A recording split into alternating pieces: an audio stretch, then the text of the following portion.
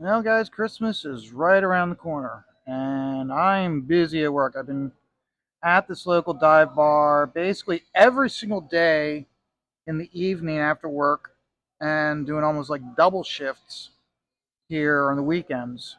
Uh, I've got one final piece left. You know what? Give me a minute here. Well, you know what I'll do at the end of this video.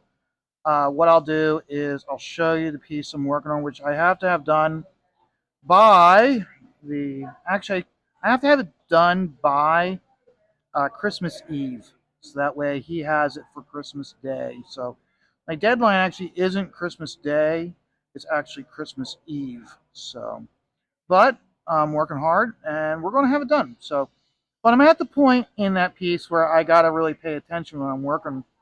So I can't be working on it while talking to you guys. So that's why I'm breaking out this piece for John's long box, and I'm working on it for you guys.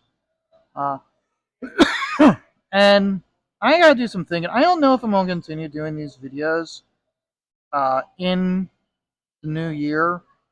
I might not. I don't know. Um, the biggest thing is I have to think of something to talk about, and it's it's getting harder and harder to think of something to talk about that isn't decisive. So I'm just gonna we'll play it by ear. It might be one of those deals where it's like I'll have a weekend where I do a video on Saturday and I do a video on Sunday, and then I might go 2 3 weeks. Um, just so you know, in 2026, I think I know I've mentioned it before. I'm doing 365 days of Star Wars and GI Joe. I'm about like 8 9 issues short, but we'll give it a go. So we'll see. So don't be surprised because of that posting of books is somewhat out of order, because it might be one of those where it's like this particular run of Star Wars or GI Joe. I have these issues 1 2 and 8 signed, and then 3 weeks later I get issue 6 signed. So I'll throw that in the mix and throw that. So don't be surprised if the posting of signed books is out of order from which they were published.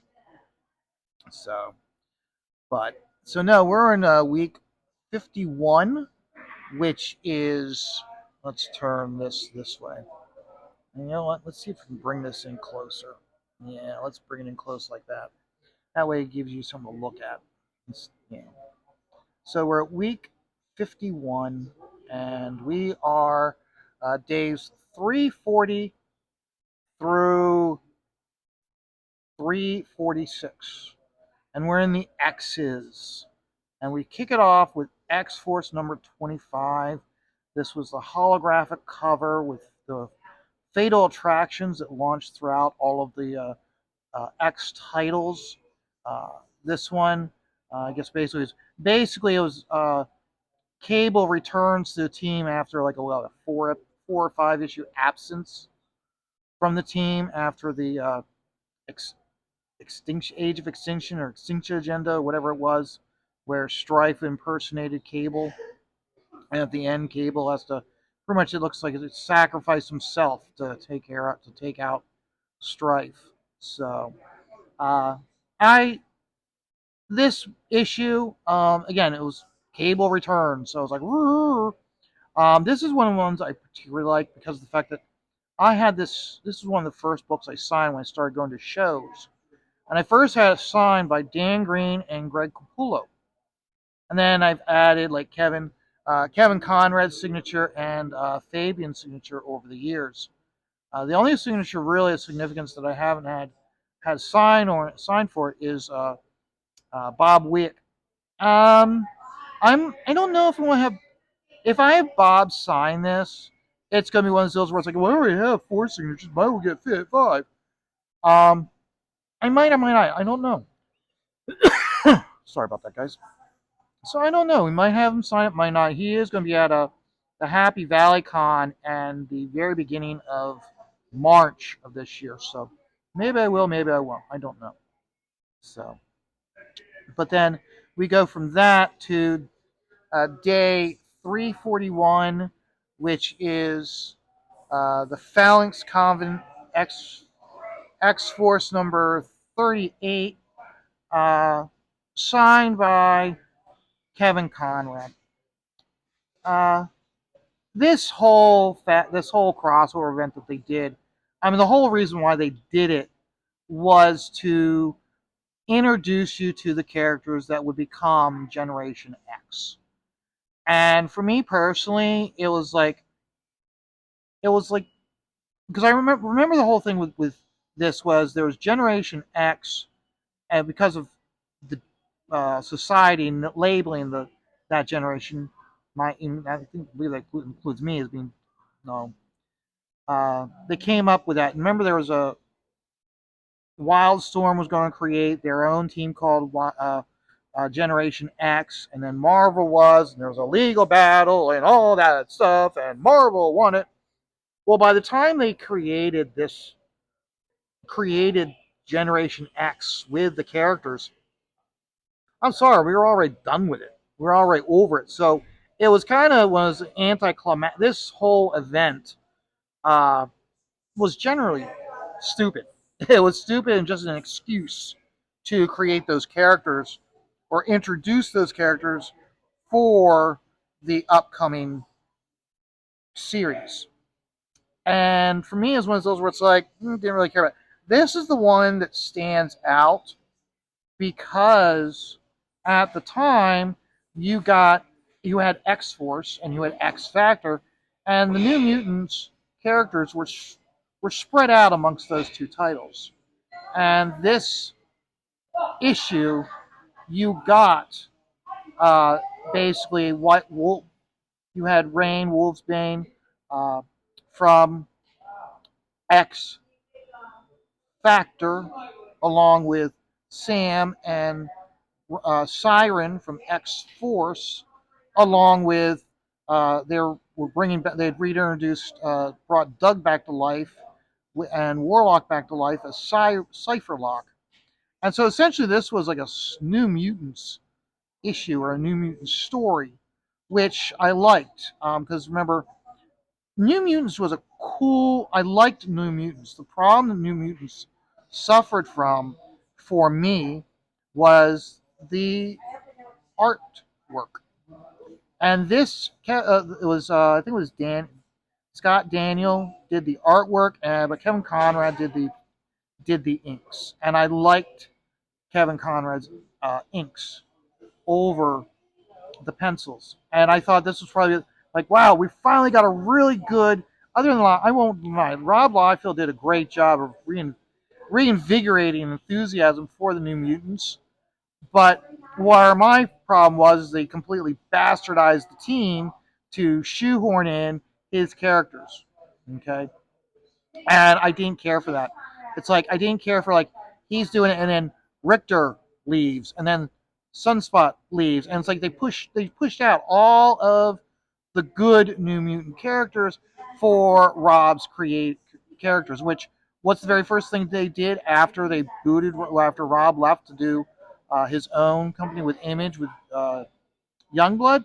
They brought all the characters he booted out. They brought them back, and they almost it's like they almost got Danny. They almost could have got Karn, but they didn't. And again, this was we got we got a New Mutants reunion with this issue, which I liked. So whereas the whole crossover storyline was and whatnot, this issue specifically for me, it's like we finally got like the New Mutants being New Mutants, okay, where they kind of like the graduation of all the New Mutants together, and I think that's the closest we'd ever get. So, but that's the reason why I like this issue specifically because of that.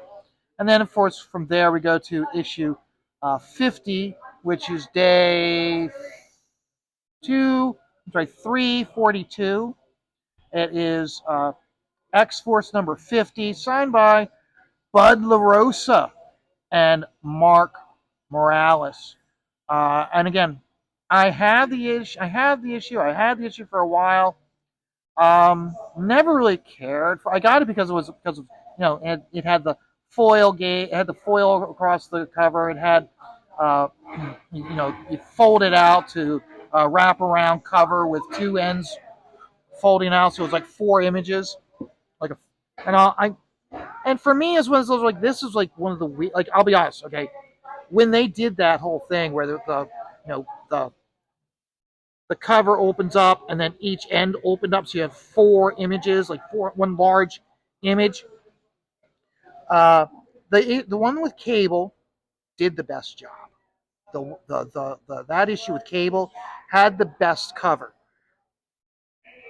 X-Men, the one that with Rogue and uh, Gambit on the cover with Sinister and Iceman, for me, that was the second weakest cover.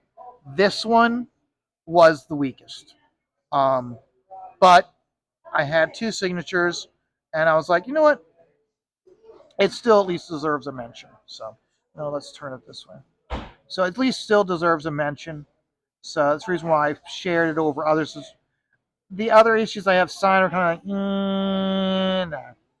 So, but, and I'll be honest, X Force is one of those titles where during that, after Rob left the title for, I want to say, up until issue maybe 40, 42, it still had its potential. Daniels was doing the artwork. It had the energy, even though it was kind of, it wasn't the greatest, but it had the energy. And Scott and Kevin Conrad, he did his best to pull the artwork together. But after that, when Adam Polina, and this is nothing against Adam, okay, I didn't care for the artwork, but more importantly, I didn't care for the fact that they went back to them all having a variation of the exact same uniform. And it's one of those where it's like, no, okay. It worked when the X-Men first debuted. It worked when New Mutants first debuted. It works when it's one of those where it's like, okay, you've just been discovered. You're a mutant. We've rescued you from the angry mob. We need to test your abilities. Here, put on this black and yellow fatigue uniform made out of unstable molecules, and we're now going to put you in the danger room to test out your abilities and see where your strengths and weaknesses are. The whole yellow and black uniform, for me, falls. It's like a school uniform. It's okay. When we all were in school, we all had to do gym class, which meant we had to buy the shorts and the T-shirt from the school, and we wore that every single time we were in gym class. Okay, that's what that black and yellow uniform is to me. It's your gym class uniform. I mean, let's be honest. How many of you wore that after you got out of high school? Okay, I can tell you right now, I didn't, because on the last day it was one of those where it's like, oh, guess what?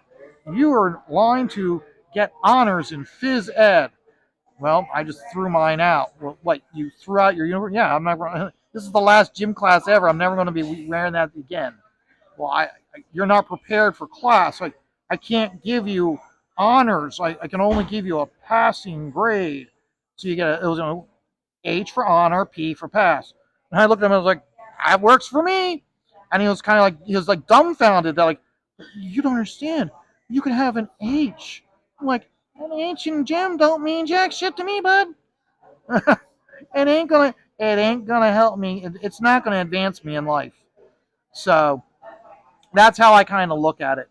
So from there we went to um, X-Men. Now remember, I had the Uncanny X-Men and the U's. Now we're in the X's. So now we're doing X-Men, the series that was launched by Jim Lee, which sold more books than ever because it had so many different variant covers. So we've got X-Men number 25, Fatal Attractions, signed by Fabian, and this is the one where Magneto rips the adamantium from Wolverine. And when this happened, it was like, Holy shit! Oh my god! And just the whole thing where like where like Xavier's like Eric, no! And it's like, Xavier, what the hell did you think was going to happen? Wolverine took a slice at Xavier, took a slice at him, and he's going to respond back. And it's like, Wolverine is the biggest threat to my life. How am I going to eliminate that threat? Oh, that's right. His bones are made of metal. What do I control? I control metal. Guess what, little boy? I'm taking away your biggest threat against me. But again, at the time, I was like, holy shit, he's actually going that far. He's going that far to remove the metal from Wolverine's bones. And that, for me, was just like, holy shit. Which, of course, was followed by the next issue, which was where Wolverine at the end is revealed that he's always had claws, they were just made out of bone. So, which again, which one of like, holy shit.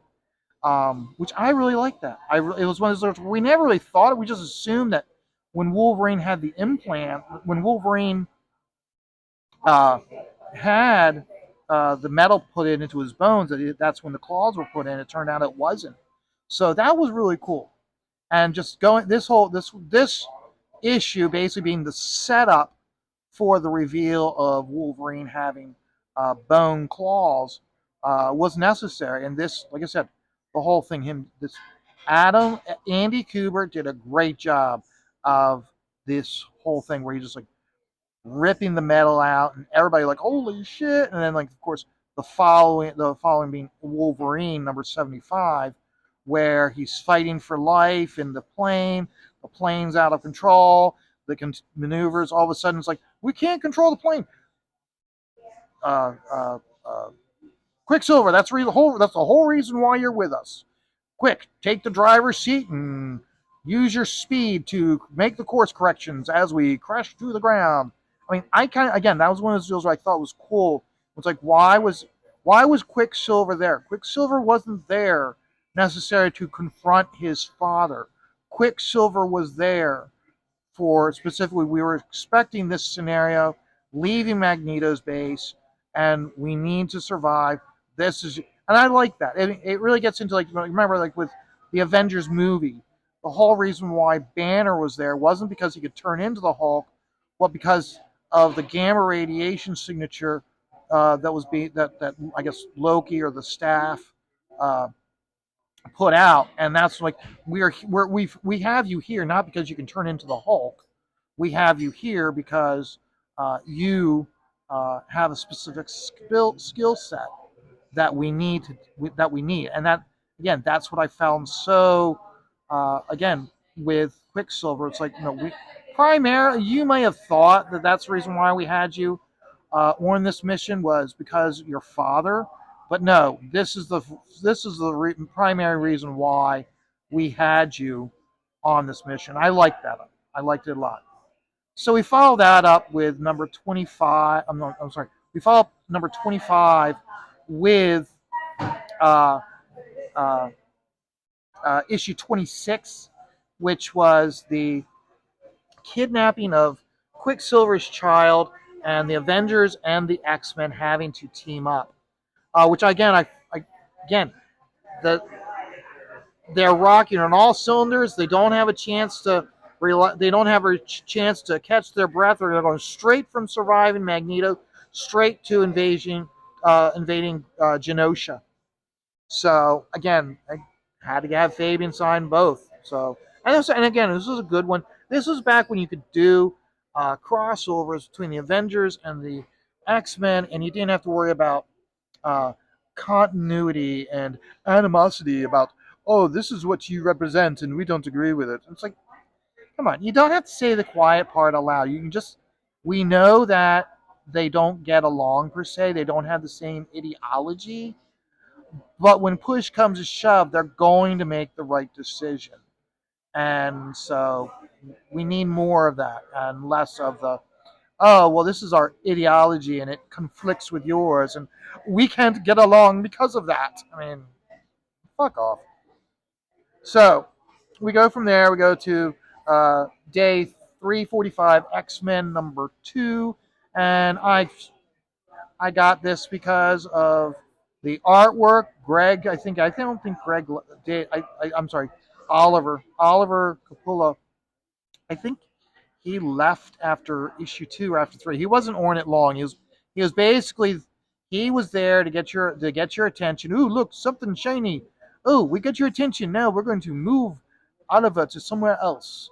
And for me, it was one of those where it's like, oh wait, Oliver's not doing the book anymore. Bye bye. But I liked it. More importantly, it brought back uh, Jubilee. It brought back Jubilee. And Jubilee was one of my favorite characters. I remember when she first debuted in the X Men annual, and then they just had her hiding out uh, in the X compound for a while, and then of course, she frees Wolverine and became the new Kitty Pryde. And for me, it's one of those where it's like, I like Jubilee and bringing her back, and she has a baby. I'm like, okay, are we going to explain why she has a baby? And part of my this was example. I think this, if anything, I think this title was misleading. It's an X-Men book, but yet all the characters were X women. So I'm almost one of those like, why didn't you just go all the way and just refer to it as the X women? I almost would have preferred it. So, but it didn't really matter because regardless of the story Brian Wood was telling, once Oliver left the book, so did I. So it's one of those where it's like, was it a good story or was I getting it because of the artwork? We know where Vaughn stands. Vaughn will always buy a book over the art with the artwork over the story. So, and then of course we go from there to the last day of the week, which is X-Men Unlimited #3. This was a Sabretooth story done by Mike McCune and Mark McKenna doing the inks. I will tell you, I have a lot of books that were signed by Mike and Mark. I found those two to be the best pair up of a creative team. I thought that Mike's, I guess, and now keep in mind, I'm using this to describe my opinion of his artwork.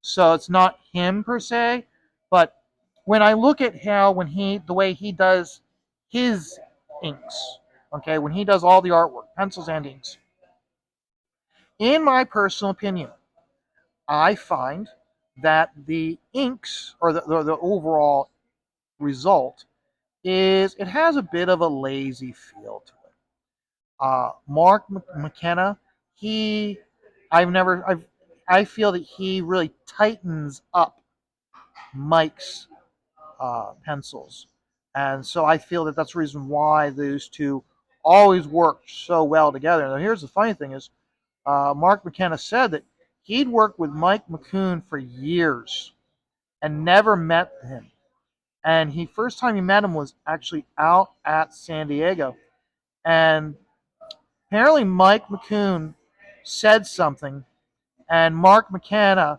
cracked a joke over what he said. And Mike McCune had no clue that the person cracking the joke over what he said was the inker, Mark McKenna. And so apparently there was some like a slight tension, and Mark was like, "No, no, no, no, I'm Mark McKenna, I'm your inker." And at that point, it was like, "Oh, okay." And then of course, tension was lightened. But I found that very entertaining. How a simple crack of a joke, not realizing that the person cracking the joke was your collaborator, making you look good, so you're making lots of money.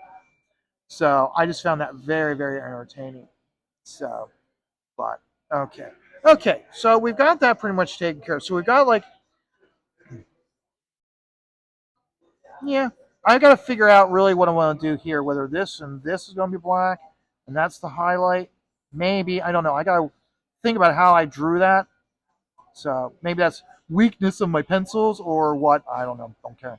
I'll figure it out. So, but I've got this piece is basically this video is basically over. So before I get done with this video, I'm going to give you a share of the Christmas, the last piece I have to have done for Christmas.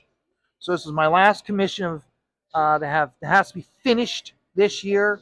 I've got 4 more commissions after this that need to be done, but they don't have the Christmas deadline. So let's pull this back. This is right there. So this is the commission I'm working on. This is 2 sons and their mother. Apparently the mother passed away when they were both young, so there is no photograph of the 3 of them together. So the father asked me if I could do this piece. So I'm intentionally doing the 2 sons.